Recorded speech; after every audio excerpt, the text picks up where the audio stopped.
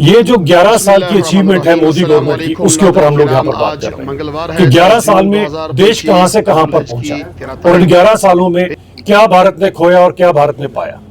अब जहां तक बात आती है पूरी, और हम 11 साल पीछे से अगर हम शुरू करते हैं तो आप सोचिए कि 2014 में जब मोदी जी ने इस देश का कार्यभार संभाला था तो सबसे पहली बात उन्होंने कही थी कि मैं प्रधानमंत्री नहीं, मैं प्रधान सेवक हूं। अब देखें तो 25 करोड़ से ज्यादा लोग हैं जो पिछले 5-10 सालों में गरीबी रेखा से उठकर ऊपर आए। ये कारण ही ये था कि एक ऐसे दृढ़ निश्चय वाला हमारे पास प्रधानमंत्री था जिसने बताया कि देश को कैसे आगे लेकर जा सकते हैं। आज आप देखिए कि भारत कहां पर पहुंचा कि 11वें नंबर की अर्थव्यवस्था से हम 4थे नंबर की अर्थव्यवस्था पहुंचे। और ये सब कुछ जो किया गया, ये इसी कारण किया गया कि दृढ़ निश्चय वाली एक सरकार थी। और हमें पता था कि राजीव गांधी जी कहते थे कि यहां पर हमारी ही सरकार में फॉल्ट है, क्योंकि उनके 80 पैसे जो है बीच में से बिचौली उड़ा के ले जाया करते थे। एक एक रुपया जो केंद्र से निकला, अगर 2000 रुपए केंद्र से निकले मित्रों, तो वो सारा बानों के खाते में भी गए, गीता देवी के खाते में भी थे। हमने कभी किसी का धर्म विशेष पूछकर तरक्की नहीं करवाई। हमारे लिए तरक्की का मतलब वही है कि हर आम इंसान, हर पसमानदा तक, और जो कतार में आखिरी में खड़ा है सबसे पहले मदद उस तक पहुंचे। अभी जो रेल लाइन जुड़ी है, यहां से पता लग गया कि रेल से भी हमारा कश्मीर से लेकर कन्याकुमारी तक एक है। सो इस ताज के ऊपर अगर आप देखें तो बहुत हमले हुए।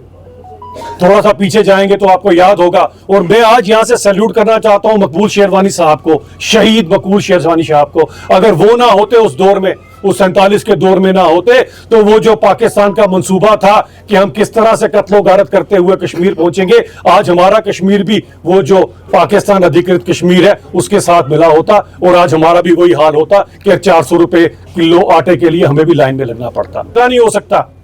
इसको हमेशा सबसे ज्यादा अगर कुछ पसंद है तो वो हमारे कश्मीरियों का लहू है, जो ये 47 से बहाने की फिराक में है। और 87 के बाद तो अगर आप देखें जो यहां पर दौल चला, किन की गलतियों के कारण चला उसकी बात तो आप अच्छी तरह से जानते हैं, लेकिन 1.5 लाख कब्रें हमारे ही सगे संबंधियों की हैं। हमें कश्मीर को वैसा ही लाना है जैसा पिछले महीने से पहले था, 22 से पहले था। यहां पर 2.5 करोड़, फिर 3 करोड़, फिर 4.5 करोड़ टूरिस्ट यहां पर आए। टूरिज्म तो हमारी बैकबोन है।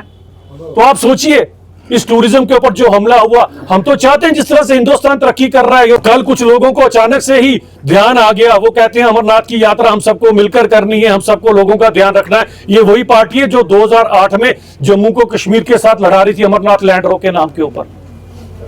ये हमारे 11 संकल्प है जिसके ऊपर हम लोग आगे बढ़ रहे हैं। और मित्रों, आज भारत एक बहुत बड़ी ताकत बन चुका है। हमने इस नापाक मुल्क को, ऑपरेशन सिंदूर जो अभी थमा नहीं है, उसके चलते हमने इस नापाक मुल्क को, इस षड्यंत्रकारी मुल्क को उसकी औकात बता दी कि 22 मिनट के अंदर इनके जितने आतंकी ठिकाने थे घर में घुसकर इनको मारा गया है।